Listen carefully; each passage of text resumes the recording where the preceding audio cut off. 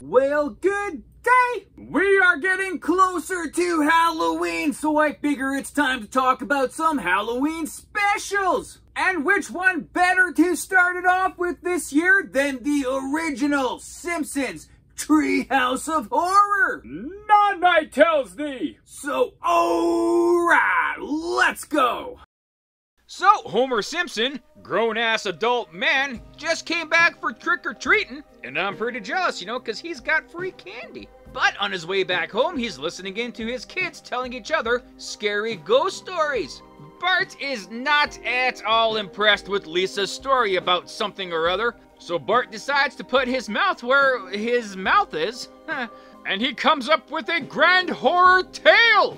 This one is called Bad Dream House. Not Nightmare House, not Poor Indigestion House or something like that, but just a bad dream, so it's not so bad. In this tale, there is a crazy, inexpensive house on top of a hill, which the Simpsons move into. But This house, it is haunted! there are disembodied voices, poltergeisty visuals, a random unearthly portal in the kitchen.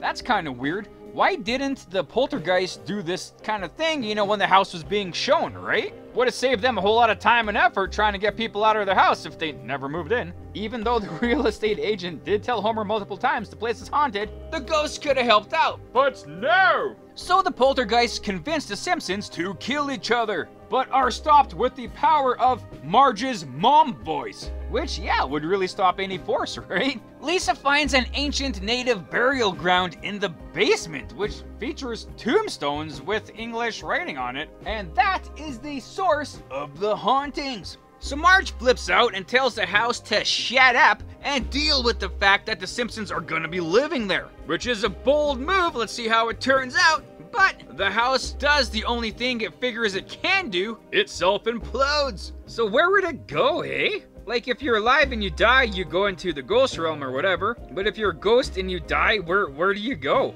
Calgary? Either way, that concludes this first story. But Lisa is not impressed with the story. So Bart decides to ramp up the horror with his second ASMR-filled tale called Hungry Are the Damned! And this all-American afternoon starts off with a barbecue in the backyard and finishes off with an alien spacecraft popping up out of nowhere and abducting the Simpsons, I guess for funsies. Horrific-looking hosts Kang and Kodos explain that they are taking the Simpsons to their home planet, Rigel 4, so they can live in the lap of luxury and live their best lives possible. Which, kind of sets up some red flags, right? But that's all ignored because dinner is served. Yay! But Lisa, eventually, bless her brain, is the only one who is suspicious that they are constantly being fed and pampered for no reason at all. What's the deal, right? So after some sleuthing, she stumbles upon a horror beyond horror. She finds a cookbook called How to Cook Humans. Now it makes sense. But after some back and forth, we find out it's actually a book about how to cook food for humans, and the Rigelians, or the Rigelforians, they are completely insulted and offended and disgusted that they would be considered, like human eaters. I guess we are pretty gross. So the Simpsons are sent back home, kicked off the ship, and forced to resume their humdrum existences. Fiends. And that concludes story 2. But Lisa still is not impressed. In fact, she totally zoned out and she started reading a book. So she decides to read the book to Bart, which features the classic tale from Edgar Allan Poe, The Raven. And in this story, Homer is hanging out in his reading chamber, pining over his lost love, Lenore. But there is a rapping, rap, hip-hop tapping upon the chamber door. But there's no one there. But who cometh into thy chamber through yon open window? A raven. This raven taunts our friend Homer by repeating the phrase, nevermore, as Homer is trying to get the bird out of the house, right? But constantly fails. And as a defeated Homer is lying on the ground in his own sweat and despair, the raven is still perched upon his door, taunting him, judging him, hanging out with him. And this is where this classic story ends. So after all of these horror stories, the kids, are not affected at all. They're not scared, nothing, right? But Homer outside of the treehouse, he's losing his mind, man. He's freaking out. He is not sleeping tonight. But unlike Homer, I hope you all sleep well tonight. Sleep tight indeed. Because, 8 hours, man, it's pretty important. Rapid eye movement and all that. But all in all, that is the end of all these classic tales. Man, oh man, oh man, like that was a classic episode. Like realistically, right? Everything about it was pretty sweet. It's funny that it's both called the Treehouse of Horror and the Simpsons Halloween special all in once. But who cares about silly rules when you have an episode this good? And like, man, what an awesome concept, eh? Going back to a multi-story episode, right? Like, they could have done just one story, man, but you got 3 pretty awesome parody spoofs in one episode. And like, not only 3 stories in one, man, but like it really opened the door for them to tell any kind of story that they wanted.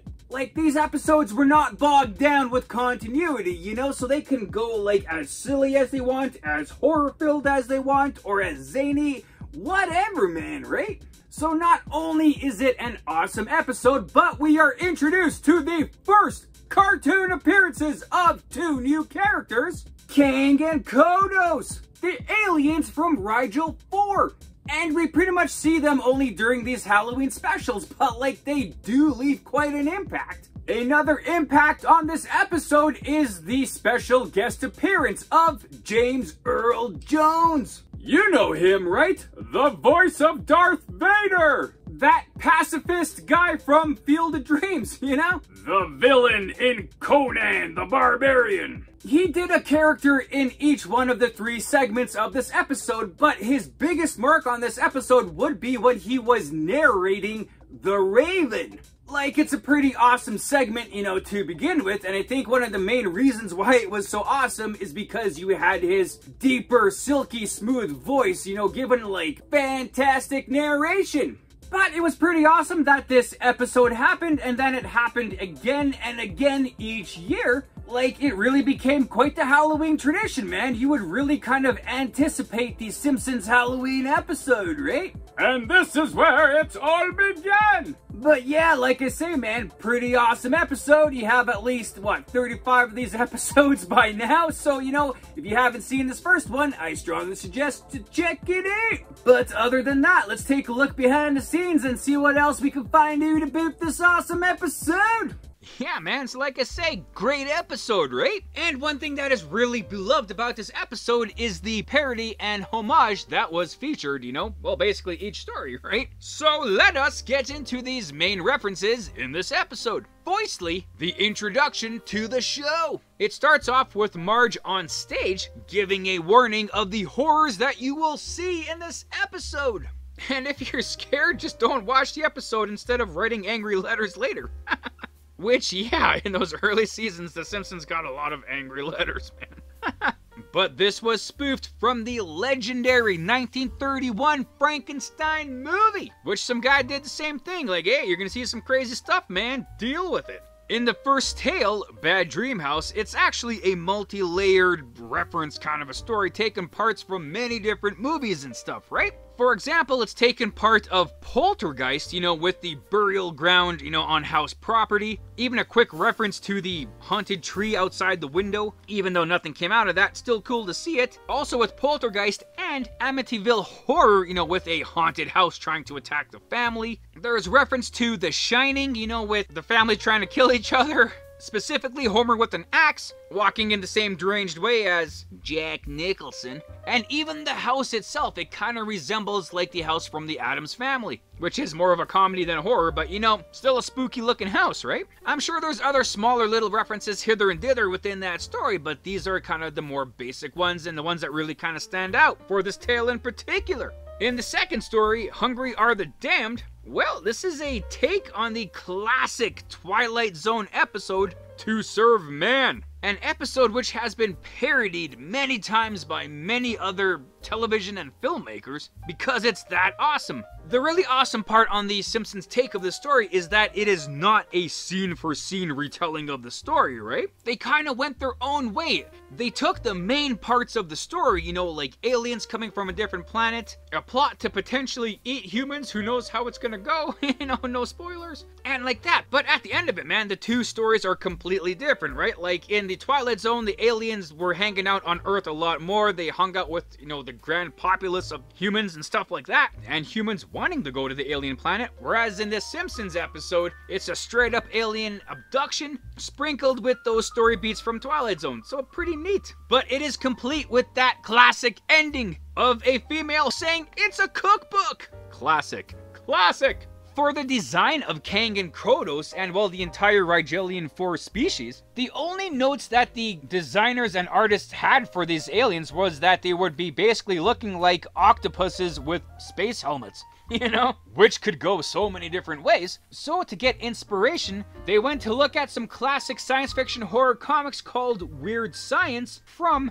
EC Comics. Not DC, EC. Which did feature things like octopus-looking aliens and, you know, aliens in space helmets, so boom! That's why the classics are classics, man, because they never go out of style. The third story, you know, The Raven, is, well, of course, you know, the retelling of Edgar Allan Poe's classic tale, The Raven. You know, the story that the Baltimore football team was named after. So there really isn't much of a story behind that, you know? And Edgar Allan Poe did get writing credits for this episode basically because of it. The only thing about it was that Simpsons creator Matt Groening was, you know, kind of worried about how fans would take to the Raven kind of story portion of the episode. He was thinking that it might be, you know, a bit too different, it might seem a bit too pretentious, you know? But really, it was like one of the standout things from that episode. Like, I remember watching that for the first time, you know, because I'm old, and, you know, thought it was so cool. Like, I didn't know much about Edgar Allan Poe at the time, but I was like, man, you know, like, I know this is a classic story, and they did their own Simpsons twist on it, and it was actually pretty awesome. And I think doing The Raven was something that you could do in the earlier seasons of The Simpsons, you know, when the writing had a whole lot more intellect kind of going on, and it was a little kind of deeper. You could get away with that. I think in his later seasons, you really can't, because it would really stand out and really kind of be, you know, pretty odd in comparison to the rest of it. So this Halloween special was so fantastic, it was so well received that they decided they were gonna make this Treehouse of Horror every single year since, which they've done. But it all started off with this beauty of a gem, man. But yeah, man, that's pretty much all I got for that kind of bit there. You know, it's pretty neat, pretty cool, and all that kind of stuff there. So, I guess with this, that, those, and the other things, that's that. Also, if you guys are interested, I created my own superhero show and I have the first episode out already. The Adventures of the Density. So if you guys would like to check it out, I'll have a link above here and a link at the end of the video for you to peruse there. Yeah, right on, and there you go. So thanks for watching the video. I hope you liked it as much as I did making it. Also, feel free to check out the source material that I featured in this video. And if you want to leave a comment on anything you may have liked or things I might have missed in this, you know, feel free to do so, or anything else, you know, just to say hi, that's cool too. And other than that, you know, have a great day. Thanks.